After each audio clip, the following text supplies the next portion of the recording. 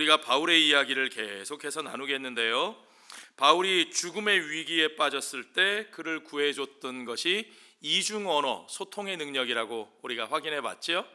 바울이 유대인 폭도들에게 성전에서 이제 붙들려 맞아 죽게 되었을 때에 천부장이 그 폭동을 진압하기 위해 달려왔고, 바울이 그에게 유창한 헬란말로 말할 때 천부장이 바울의 말에 주목하고 그를 존중하여서 보호해 주었던 것을 기억합니다. 또한 그가 헬란말만 유창한 게 아니라 히브리말로 유창하게 그 유대인들에게 대화할 수 있는 기회까지 얻었어요. 그렇죠?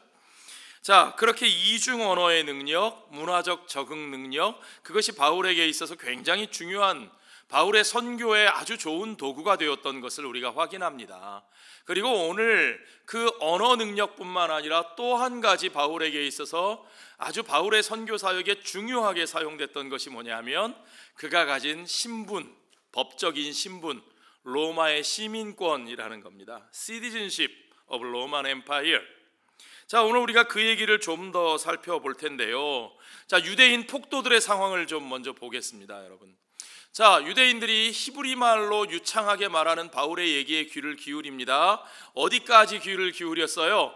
바울이 이방인들 얘기를 하기 전까지요. 바울이 이방인들 얘기를 하기 전까지는 아주 귀를 기울이고 무슨 이야기를 하나 조용히 들었는데, 하나님께서 자신을 이방인들에게로 보내셨다 하는 얘기를 듣고 나니까 이 유대인들이 분노하기 시작했어요. 더 이상 들어볼 것도 없다고 말합니다. 저 바울을 죽여버려라, 없이 해라, get rid of him 그럽니다. 자, 그러면서 바울을 죽이려고 돌로 쳐 죽이겠다는 그들의 단호한 결의를 우리가 볼 수 있는데요, 23절에 보니까 그들이 떠들며 옷을 이거 벗으면 안 되겠죠, 저는? 벗어서 던지고 먼지를 털었대요. 이게 무슨 뜻이에요? 스데반을 돌로 칠 때에 그들이 보여줬던 행동인데, 이 사람을 내가 죽여도 하나님 앞에 죄가 없다 하는 거예요. 먼지를 털었다는 게 그런 뜻이에요. 내가 무죄다, 이런 자는 하나님을 모독하는 죄인이기 때문에 이 사람을 죽여도 나에게는 죄가 없다라고 하는 선언입니다. 자, 무엇 때문에 그렇게 했다고요? 바울이 이방인들에게로 보내심을 받았다 하는 말을 할 때까지는 괜찮았다니까요. 그런데 하나님께서 이 땅에 메시아를 보내시고 그를 죽음 가운데 살리시고 부활로 하나님의 이제 그 언약이 성취되었다는 것을 증명하는데, 이제 그 하나님의 언약이 성취될 때 무슨 일이 일어나느냐? 유대인들은 뭐라고 믿었어요? 그 메시아가 오셔서 하나님의 언약이 이루어지면 이제 더 이상 우리들이 저 이방인들의 압제에 시달리지 않고 우리를 압제하고 억누르던 이방인들을 그 메시아가 물리쳐서, 다윗의 자손이 그들을 물리쳐서 우리들의 원수를 갚아주실 것이다, 우리들의 대신에 복수해 주실 것이다, 우리가 그 원수들을 짓밟는 그날이야말로 하나님이 약속하신 그날이라고 생각했던 거죠. 그런데 바울이 전하는 복음은 그와 같지 않습니다. 하나님께서 그 은혜를 이루시는 날, 우리가 모두 우리의 의로 구원을 받는 것이 아니라 그 의로우신 분 예수로 말미암아 은혜로 구원을 받는 것이기 때문에 이제 그 은혜 안에서 하나님은 원래 약속하셨던 대로 그 은혜 받은 우리들을 통하여 온 열방이 그 은혜로 복을 얻게 하시고, 그 은혜 안에 돌아오는 모든 자들, 유대인들뿐만 아니라 모든 이방인들까지 그 은혜 안에 품으사 그들이 한 하나님의 백성이 되게 하시는 것이 하나님의 뜻이라는 거죠. 그것이 의로우신 분 예수를 통하여 우리에게 주시는 하나님의 은혜의 역사입니다. 그 은혜의 역사를 선포하는데 유대인들은 그걸 받아들일 수가 없어요. 우리가 어떻게 그들과 하나가 될 수 있는가? 어떻게 그들이 하나님의 은혜 안에 우리와 같은 하나님의 백성이 될 수 있는가? 그렇지 않다는 거죠. 우리는 그것을 받아들일 수 없다는 거예요. 한마디로 말하면 그들은 환대할 수 없다는 거예요. 그들을 맞아들일 수 없다는 거예요. 환대하기를 거부하는 거죠.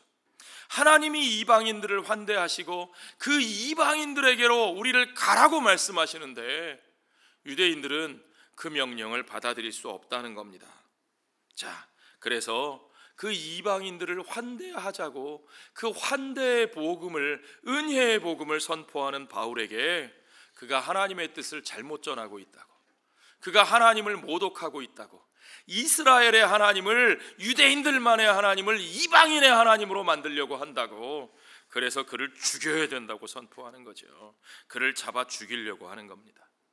그 소동 가운데서 바울이 죽게 생겼으니까 천부장이 그를 빼내다가 자기들의 진영으로, 영내로 데려가서 그를 신문합니다. 그런데 여러분, 이 로마인들이 이 유대인을 다루는 방식을 우리가 주목해서 볼 필요가 있어요. 오늘 본문의 24절을 보십시오. 천부장이 바울을 영내로 데려가라 명하고 그들이 무슨 일로 그에 대하여 떠드는지 알고자 하여, 당연하죠, 어떤 일로 소동이 일어났는지, 이 사람이 그 소동에 어떤 책임이 있는지 그거 밝혀내야 되잖아요. 그런데 그것을 알고자 하여 채찍질하며 신문하라 말했다는 거예요. 채찍질이라는 것은 죄가 확정된 사람에게 벌로서 행하는 것은 괜찮은데, 그것도 괜찮은지 모르겠어요. 오늘날은 태형을 하지 않죠. 인권 때문에 사람을 가두거나 그러지만 벌금형을 내리거나 사람을 징역형, 가두는 형벌은 가하지만 사람을 직접 몸에 때리는 형벌은 오늘날은 거의 많은 나라에서 없어졌습니다. 민주적인 나라에서는 없어졌습니다. 지금 고대 사회니까 그럴 수 있다고 치더라도 이게 뭐예요? 지금 먼저 때리고 그 다음에 사건을 확인하겠다, 이런 얘기예요. 한마디로 말하면 고문을 통하여, torture를 통해서 자백을 받아내겠다, 이런 말입니다. 이거 고대에는 너무너무 비일비재했던 일들이죠. 아주 당연한 일이에요. 일단 먼저 의심이 가는 사람은 잡아다가 그냥 막 들이파는 겁니다. 먼지 털듯이 터는 거고, 안 되면 막 괴롭히고 잠도 안 재우고 그리고 막 때리고 고문하는 거예요. 옛날 고대에만 이런 일이 있었던 건 아니고요. 사실은 오늘날도 그 비슷한 일들이 막 벌어져요. 여러분, 화성 연쇄 사건 그 살인범이 그 자백한 거 아시죠? 예. 10몇 년 동안, 10몇 년이 뭐예요? 20 몇 년이요?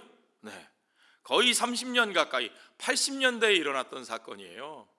그런데 해결이 안 된 채로 있다가 범인을 찾았는데, 찾고 보니까 범인이 어디 있었어요?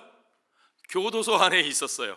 또 다른 범죄로 이미 교도소에 가 있는 사람이 범인이었던 거예요. 그 사람을 조사해 보니까 그 사람이 결국 다 자백했어요. 그거 다 내가 한 거예요. 그런데 문제가 있었어요. 문제가 뭐예요? 그 사람이 했다고 자백한 그 사건에 엉뚱하게 다른 사람이 범인으로 잡혀와서 지금 감옥 안에 들어가 있는 거죠. 이게 뭐예요? 도대체 어떻게 된 거예요? 그러면 문제는 이 감옥 안에 들어가 있는 사람이 자기도 자백을 했다는 거예요. 왜 자백을 했을까요? 자기가 하지도 않은 일에. 그렇죠. 고문을 당한 거예요. 가혹행위를 당한 거예요. 조사받는 과정이 감옥에 들어가 있는 것보다 더 힘드니까 일단 안 했어도 했다고 말하는 거예요. 그리고는 그냥 차라리 감옥에 들어가 있는 게 낫겠다는 거죠. 이 진짜 살인범이, 연쇄살인범이 몇 차까지 다 한 것이 밝혀지면서 결국 그 사람이 감옥에서 나왔어요. 몇십 년 만에 감옥에서 나왔어요. 나오면서 한 말이, 그 사람이 고맙다 그랬대요. 자백한 진범이. 그런 일들이요, 사실은 지금도 벌어집니다. 그러니까 이 고대 시대에 이런 일들은 아주 당연한 일이었다는 거죠. 먼저 고문부터 하고 자백을 받아내는 거, 그렇죠? 그런데요, 여기서 우리가 알아야 될 일이 뭐냐면, 이 고대 사회에 이런 방식이 아주 일반적이었던 것임에도 불구하고 예외가 있었어요. 그 예외가 뭐냐면, 로마 제국에서 로마의 시민권을 가진 로마 시민에게는 그렇게 할 수 없었다는 거예요. 시티즌, 로만 시티즌, 로마의 시민권을 가진 사람에게는 굉장히 합리적이고 민주적인 제도가 그들에게는 철저하게 지켜졌습니다. 그런데 중요한 건 바울이 바로 그 로마의 시민권을 가진 사람이었다는 거죠. 바울은 유대인이었지만 로마의 시민권을 가진 사람이었어요. 그리고 바울은 굉장히 똑똑한 지성인이었기 때문에 자신의 시민으로서의 권리를 정당하게 행사합니다. 그래서 그 고문받을, 채찍에 맞을 위기에서부터 벗어나는 장면인 거죠. 오늘 본문의 25절을 보세요. 가죽줄로 바울을 묶었어요. 바울을 매니 바울이 곁에 서 있는 백부장더러 이르되 너희가 로마 시민 된 자를 죄도 정하지 아니하고 채찍질할 수 있느냐? 지금 이 법적으로 아주 정당하게 따지는 거예요. 자, 이게 로마 법입니다, 여러분. 오늘날 우리가 아는 대로 문명의 뿌리를 이루는 그 그리스 철학. 이 철학과 사상의 뿌리는 그리스에 있죠. 그렇죠? 아테네를 중심으로 한. 오늘날 민주사회의 기초가 되는 법의 원리, 이 법의 원리는 어디서부터 나온 것이냐? 그게 로마법에서 나온 거예요. 그래서 지금도 법을 공부하는 사람들이라면 제일 먼저 배우는 게 이 고대의 로마법을 지금도 공부할 수밖에 없어요. 그 속에 아주 기본적인 중요한 형법의 원리가 다 들어있습니다. 그리고 문제는, 중요한 것은 실제로 그것이 지켜졌다는 거죠. 예를 들면 지금 바울이 말하고 있는 것은 무죄 추정의 원칙이에요. Principle of Presumption of Innocence. 어떤 사람이 범죄를 지었다고 의심이 될지라도 그것이 정당한 증거를 통한 재판에서 확정되기 전까지는 이 사람은 죄인이다, 아니다? 아니다. 그게 무죄 추정의 원칙이에요. 이게 얼마나 중요한지 몰라요. 왜냐하면 인간의 모든 판단은 다 오류 가능성이 있다라는 거죠. 인간의 모든 판단은 오류 가능성이 있어요. 경찰이 하든 검찰이 하든 누가 하든 사람이 하는 수사는 오류 가능성이 있기 때문에 어떤 사람도 그것이 증거에 의해서 최종 법정으로 판단을 받기 전까지는 그 사람이 죄인 취급당하면 안 돼요. 이게 중요해요. 법적으로나 사회적으로나 개인적으로나 우리가 함부로 누군가를 죄인 취급하고 그 사람의 인격을 소홀히 하면 안 됩니다. 그 사람의 인권을 우리가 모독하면 안 됩니다. 이게 중요한 원리고 로마 사람들도 그것을 알았어요. 그래서 당연히 고문이 금지되고요. 그 사람은 자기의 판단에 대해서, 자기에 대한 판결에 대해서 항소할 수 있는 권리가 있었다는 거예요. 바울은 이 원리를 아주 잘 알고 그것을 자신의 선교 사역을 위한 도구로 행사할 수 있었어요. 이게 중요합니다. 공적인 사회의 시스템을 가지고 우리가 그 시스템의 보호를 받으면서 그 공동체의 일원으로서 합법적으로 살면서 선교의 사명을 감당하는 것이 굉장히 중요해요, 여러분. 우리가 그리스도인이라면 우리가 물론 당연히 하나님 나라의 백성이지만 그 하나님 나라의 원리도 정의의 원리일 뿐만 아니라 우리가 이 세상에서 정당한 사회 질서 속에서 사는 공적인 영역의 시민일 때 그 공적인 영역의 질서를 존중하고 권위를 존중하면서 그 공적인 영역의 시스템 가운데서 우리의 말과 행동에 정당한 권위를 행사해 가는 것, 이거 굉장히 중요합니다. 그래서 이 퍼블릭 스피어, 공론 권역 안에서 우리가 정당하게 우리의 의견을 개진하면서 우리가 하나님 나라의 복음을 전하면서 살 수 있는 것, 이게 로마 시대나 오늘날에나 우리 그리스도인들에게 맡겨진 아주 중요한 책임입니다. 우리에게 그런 책임이 있어요. responsibility가 우리에게 있다는 거죠. 그래서 그리스도인들은 공적 질서에 대해서 함부로 파괴하면 안 되고 함부로 말하면 안 됩니다. 오늘날 그 부분에 있어서 우리 교회가 반성할 일들이 굉장히 많다고 저는 생각하는데, 많은 그리스도인들이 교회의 이익을 핑계로 불법을 저지를 때가 있어요. 때로는 불법적인 건축을 하고, 때로는 불법적인 세습을 하고, 때로는 불법적으로 탈세를 하는 경우까지 있어요. 그럴 때는 어떻게 돼야 돼요? 우리도 공적인 질서를 따라서 책임을 져야 되는 거예요. 우리가 사회 공공에다가 무언가 말을 하려면 공적인 합리성을 수반하고 있어야 되는 거예요. 나의 이익을 침해하고 내 마음에 안 든다고 해서 종교를 탄압하고 있다 이런 식으로 말하면 안 돼요. 먼저 우리가 법적으로 공익을 위해서 합당한 모습으로 살고 있는지를 살펴보고 그리고 나서 대화해야 되는 거죠. 우리가 잘못됐으면 잘못된 것에 대한 책임을 져야 돼요. 기독교인이라도 목사라도 교회라도 공공의 영역에서 잘못된 건 책임질 수 있어야 돼요, 여러분. 이게 중요한 겁니다. 그래야 우리가 그 공공 시스템의 보호를 받고 우리가 그 공론의 영역에서 우리가 복음을 나누면서 선교 사역을 감당할 수 있어요. 바울이 이것이 우리에게 보여주는 아주 중요한 모습입니다. 바울은 그래서 자신의 권리를 지키고 자신이 해야 할 역할을 감당할 수 있었던 거죠. 여러분, 정의로운 재판을 추구한다라는 것은 하나님의 백성들에게 아주 중요한 삶의 원리입니다. 신약 성경까지 오지 않아도 구약에서도 하나님께서 그 백성들에게 정의를 추구하는 것, 아주 구체적으로 너희가 재판을 행할 때 공의를 따라 치우치지 말아야 한다는 것을 하나님은 민수기에서 신명기에서 너무너무 중요하게 우리들에게 강조하고 계십니다. 자, 여러분, 그 백성이 정의를 행하는 그 원리는, 하나님의 법의 원리는 모든 사람에게 동등하게 적용됩니다. 로마의 정의는 사실은 시민들에게만 적용됐어요. 시민들만이 그 권리를 누릴 수 있었어요. 그러나 구약 성경에 나타나는 하나님의 공의는 그들이 고아라도 과부라도 나그네라도, 여기서 구약 성경에 나그네라고 표현된 것은요, 말 그대로 외국인을 말합니다. 그 이스라엘 나라의 지분이 없는, 시민권이 없는 외국인이라 할지라도 그들이 이방인이라 하는 이유 때문에 그 정의로운 재판에서 차별받지 않아야 한다.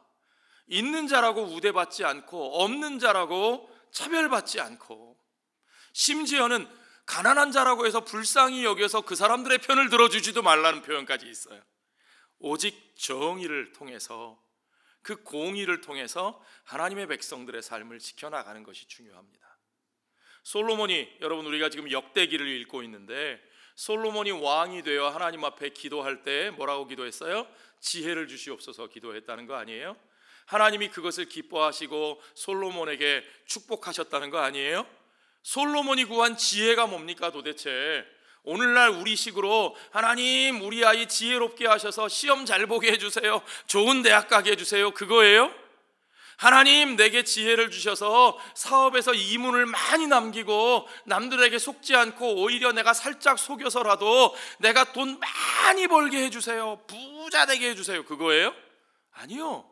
솔로몬이 구한 지혜는 그런 것이 아니고 재판을 바르게 할 수 있는 지혜, 올바른 재판을 통해서 하나님의 백성들을 바르게 다스릴 수 있는 지혜를 주시옵소서. 바꾸어 말하면 하나님 나라와 그의 의를 구했다는 거예요. 그 나라와 그의 의를 구하니까 하나님께서 그것을 기뻐하시고 그를 축복하셨다는 거죠. 여러분, 이것이 오늘 우리들의 삶에 있어서도 굉장히 중요한 것이고, 이 정의의 가치가 우리 그리스도인들의 삶에 그냥 먼 데 있는 다른 사람들 얘기 아니라 우리와 아주 밀접하게 너무 중요한 가치예요. 우리가 보수적인 신앙을 가지고 있습니다. 저도 마찬가지로 보수적인 신학을 하고 보수적인 신앙을 가지고 있는 사람이에요. 우리가 보수적인 그리스도인입니다. 보수란 뭐예요? 보수란 건 지킨다는 거예요. 뭘 지킵니까? 지킬 만한 가치가 있는 것을 지켜내는 거죠. 그래서 보수라는 것, 보수적인 신앙을 가진 사람들은 지킬 만한 가치가 있다고 하나님이 말씀하신 것, 정의와 공의의 원리를 지켜내기 위해서 힘쓰는 사람이에요. 자기 마음대로 그 가치를 허물어뜨리지 않고 그 가치 체제를 혼란하게 만들지 않고 그 가치를 지키기 위해 쓰는 사람, 이것이 보수적인 신앙인의 모습인 것을 여러분 믿으시기 바랍니다. 자, 그 로마 사회는 그런 가치를 물론 전부 다에게는 아니지만 로마 시민들에게 지키려고 애쓰는 사회였기 때문에 그 로마가 발전할 수 있었던 거예요. 그 로마가 위대한 나라가 될 수 있었던 거죠. 자, 어쨌든요, 바울이 로마 시민이라는 말을 듣고 백부장, 천부장 다 큰일 났어요. 이제 놀라죠. 당황할 수밖에 없죠. 저는 이때 이런 생각을 해봅니다. 바울이 그럼 그걸 어떻게 증명했을까? 말만 하면 그냥 믿어줬나? 제가 그래서 찾아보니까 당시 로마 시민권자들이 가지고 다니는 배지가 있었대요. 브론즈로 만든, 청동으로 만든 표식이 있었다는 거예요. 로마 시민의 배지. 여기 달았을까? 그렇진 않았을 것 같아요. 옛날에 우리나라에 호패라는 게 있었죠. 이렇게 옆에 차고 다니는 신분증명서 같은 게 있었어요. 이 시대에도 그런 게 있었을 거라고 생각합니다. 배지 가진 자들의 권리, 로마는 그 권리를 아주 존중해 주는 나라였어요. 그들에게는 투표할 권리가 있었고, 명예를 지킬 권리가 있었고, 자유롭게 사업할 수 있는 권리가 있었고, 또 외국과의 거래에서도 손해보지 않을 권리가 있었고, 누구나 원하는 사람끼리 결혼할 수 있는 권리가 있었고, 이사할 수 있는, 다른 도시로 이주할 수 있는 권리도 있었어요. 굉장히 중요하죠. 또 중요한 권리가 뭐냐면 아까 말씀드렸던 대로 항소할 수 있는 권리, 어필할 수 있는, 더 높은 단계의 권위에 어필할 수 있는 권리. 그래서 최종적으로는 누구에게까지요? 황제에게까지 어필할 수 있는 권리.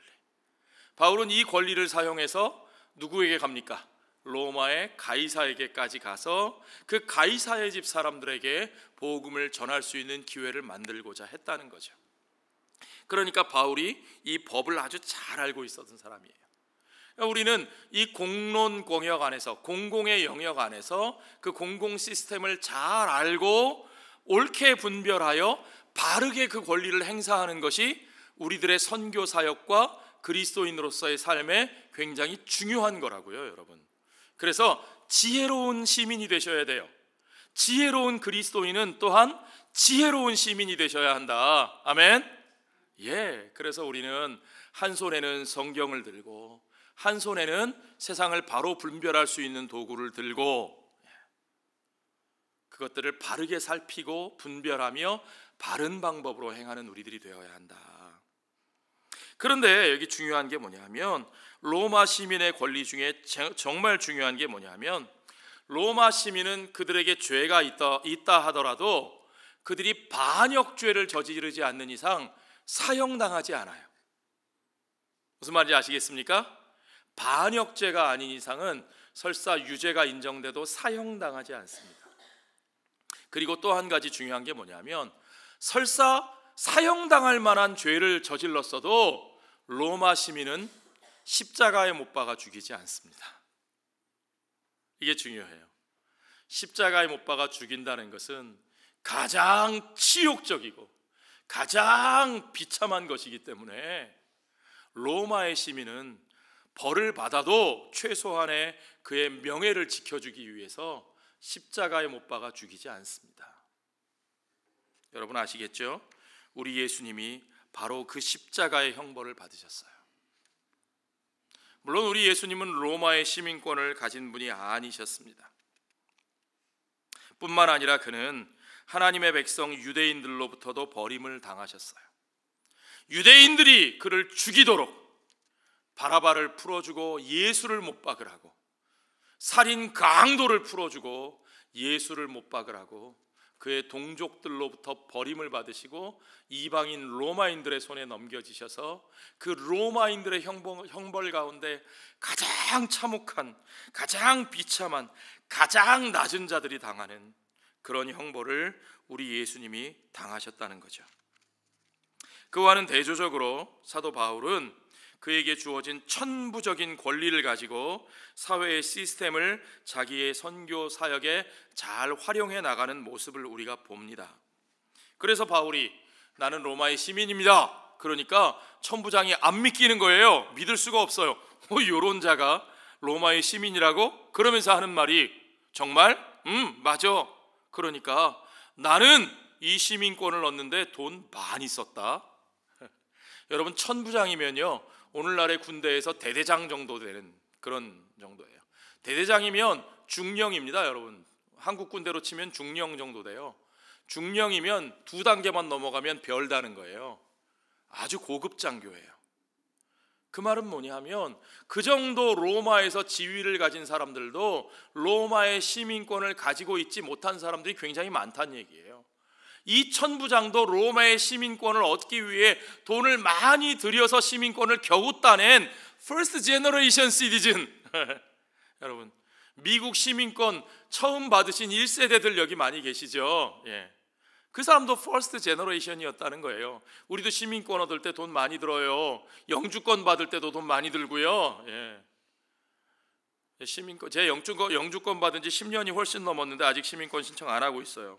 그 피가 비싸더라고요. 돈이 많이 들어요. 예. 그러니까 바울이 뭐라 그래요? 그래?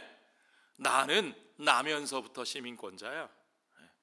태어나면서부터 로마의 시민권을 가지고 있었어요. 그의 부모들 때부터 그 정도의 지위와 재산을 가지고 있는 사람들이었다는 거예요. 깜짝 놀랄 수밖에 없죠. 그러면서도 바울은 또한 유대인 중에 유대인이고 바리새파 중에 바리새파라고 스스로를 소개합니다.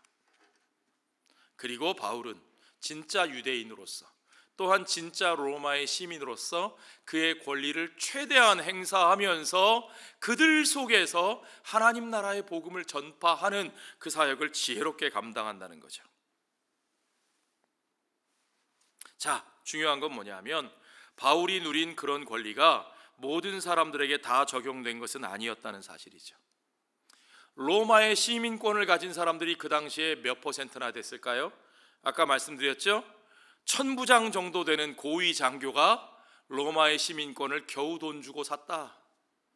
그러니까 대부분의 사람들은 그 시민권을 가지고 있지 못했다. 그 시민권을 가지고 있지 못한 사람들은 자기 스스로를 지켜낼 수 있는 최소한의 인권을 지켜낼 수 있는 최소한의 권리가 보장되지 않았다는 거죠. 사실은 오늘날도 마찬가지입니다. 오늘날도 그러한 권리가 모든 사람들에게 공평하게 다 적용되는 나라는 제가 볼 땐 많지 않은 정도가 아니라 그런 나라는 이 세상에 존재하지 않는 것 같아요. 물론 우리가 사는 미국은 참 훌륭하고 좋은 나라입니다. 민주적인 시스템, 인권에 대한 보장이 아주 많이 갖춰진 나라지만 그러나 이 미국조차도 사실은 시민권을 가진 사람과 그렇지 못한 사람의 차이가 엄청나게 커요. 그렇죠?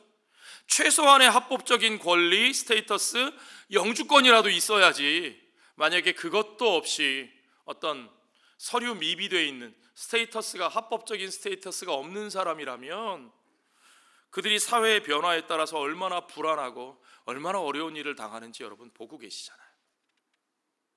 심지어는 불법 체류자라는 이유 하나만으로 그냥 무조건 체포되고 구금되고 가족에게 연락도 못하고 저 주변에서도 그런 사람 많이 봤어요.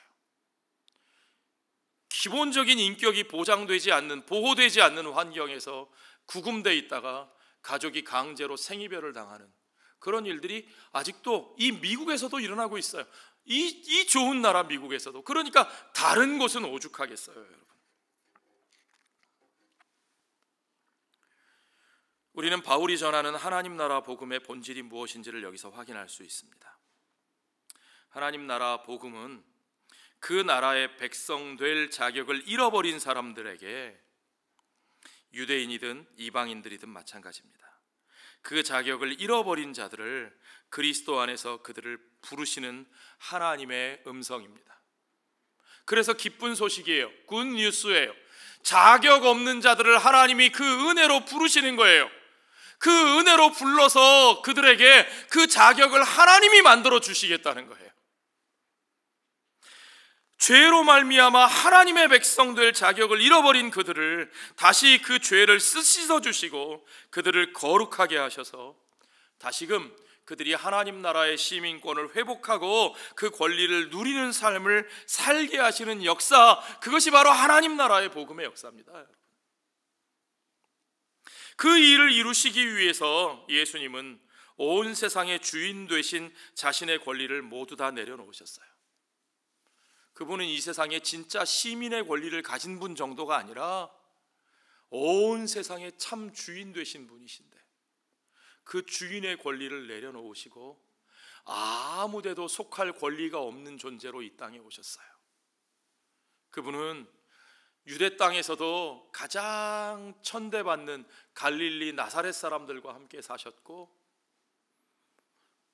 유대인들 동족에게도 버림받으사 로마 사람들이 가하는 가장 악독한 범죄, 그러니까 그분은 유대인의 권리도 잃어버리셨고 로마인의 권리는 당연히 없으셨고 그 모든 시민으로서의 권리를 잃어버리시고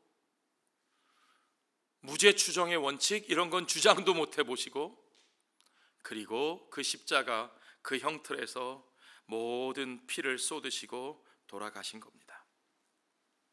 왜 그러셨을까요? 그분은 왜 그렇게 오셔서 왜 그렇게 돌아가셨을까요?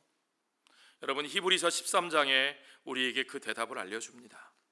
히브리서 13장 12절부터 보면 그러므로 예수도 자기 피로써 백성을 거룩하게 하려고 그 백성을 거룩하게 하시기 위해서 무엇 때문에 거룩하게 하셔야 합니까? 그들의 죄로 말미암아 하나님의 백성으로 살 수 없게 된 그들을 그 피를 씻으사 그 피로 그들의 죄를 씻으사 거룩하게 하셔서 거룩한 하나님 나라의 백성으로 하나님 나라의 자녀됨을 그 신분을 그들에게 회복시켜 주시기 위함입니다.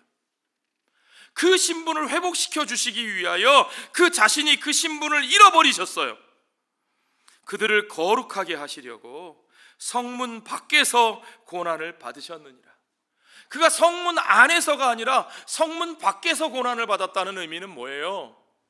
여러분 프랑스어로 하면 부르주아라는 말이 성 안에 사는 사람들이란 뜻이에요. 부르주아들은 성 안에 삽니다. 그 성 안에서 자유로운 권리를 누립니다. 그러나 성 밖에 사는 사람들은 그 권리를 누리지 못해요.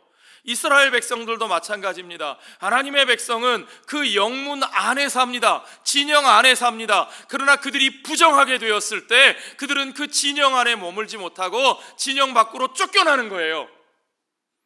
언제까지요? 그 부정을 씻고 정결하게 되었다 확인될 때까지. 그때까지 그 진영 안으로 못 들어와요.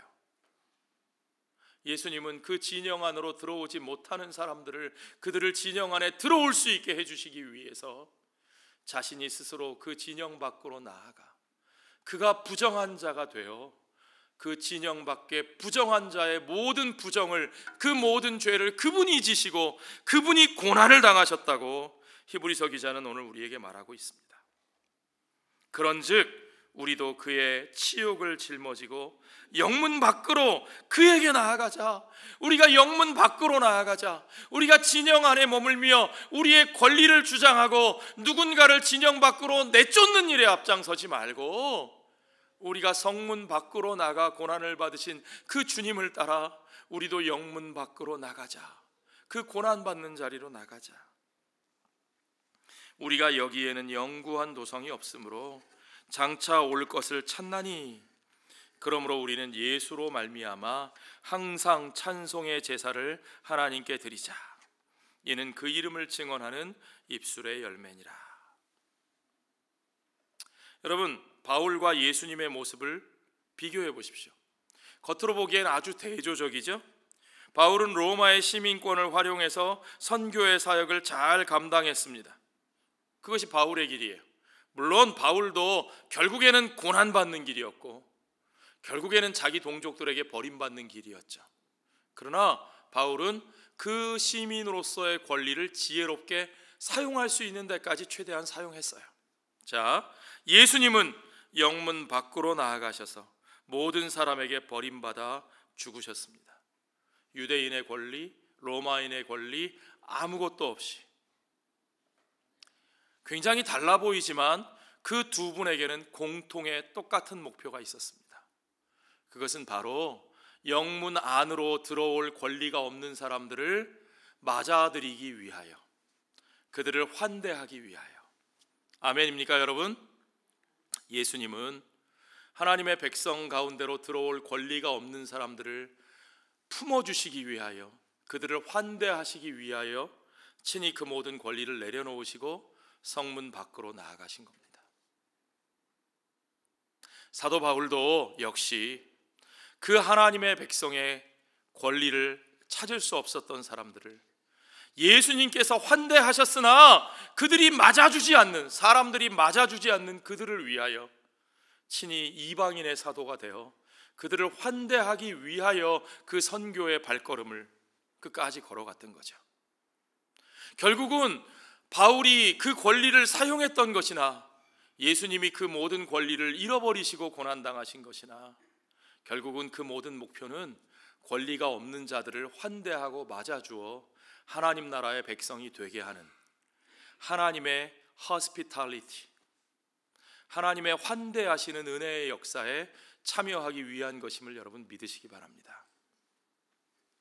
여러분, 오늘 우리들의 복음의 사역도 바로 그 환대로부터 출발해야 합니다. 하나님이 우리들을 세상의 빛으로 세우셨습니다. 하나님이 그의 교회를 언덕 위에 세워진 동네로 만드셨습니다. 우리는 숨어 있어서는 안 됩니다. 우리는 문을 닫아 걸고 있어서는 안 됩니다. 부활하신 주님을 만나지 못했던 제자들은 세상이 두려워서 문을 닫아 걸고 그 속에 숨어 있었잖아요. 그러나 우리는 세상을 향하여 그들을 맞아들이기 위하여 문을 열고 활짝 열어젖히고 그들 앞으로 나아가야 합니다. 때로는 그들이 우리를 불편하게 하고, 때로는 그들이 우리를 오해하고 모욕하고, 그래서 우리를 환대하기는커녕, 그들을 환대하려는 우리들을 고마워하기는커녕 오히려 그것 때문에 우리가 손해를 보고 위험한 일을 당해도, 미국이 전 세계를 향해서 문을 열고 함께 열어 나누는 나라가 되었을 때 때로는 그걸 악용해서 어떤 자들은 이 나라에 와서 테러를 저지르고, 어떤 자들은 이 나라의 좋은 시스템을 뺏어가서 자기들이 부정한 방법으로 자기들을 배를 채우는 그런 일들이 있죠. 실제로 우리가 그런 것들을 걱정합니다. 그러나 그렇다 할지라도 그들이 그렇게 하니까 우리는 그럼 환대하지 말아야 한다? 아니요, 그건 우리의 존재 이유를 부정하는 거예요. 그럼에도 불구하고 우리는 그들을 환대해야 합니다. 아멘. 그럼에도 불구하고 우리는 우리의 마음을 열고 우리의 문을 열고 그들을 품어 안을 수 있는 일을 해야 합니다. 그것이 세상을 바꾸고 그것이 이 하나님의 나라를 이루어가는 길이에요. 주님은 바로 그 호스피탈리티를 위해서 이 땅에 오셨고, 그리고 사도들은 바로 그 환대하시는 복음의 역사를 선포하기 위하여 예루살렘에서 사마리아로, 온 유다로, 사마리아로, 땅끝까지 이방인들에게로 보내시는 주님의 뜻에 순종한 것을 여러분 믿으시기 바랍니다. 저와 여러분도 그 환대의 역사에 동참하기를 소원합니다. 우리가 믿음으로 구원 얻었다는 것은 이제 그 은혜로 구원받은 우리들이 그 은혜의 역사에 참여하는 삶을 살아야 한다는 뜻을 우리에게 말해줍니다. 여러분, 오늘 저와 여러분이 진짜 환대하는 방법을 연습할 수 있는 날이에요. 그렇죠? 오늘 오후에 우리 교회에 많은 손님들이 오실 텐데요, 여러분 환대하는 여러분 되시기 바랍니다. 혹시 내가 보기 싫은 그 사람 오면 어떡하지?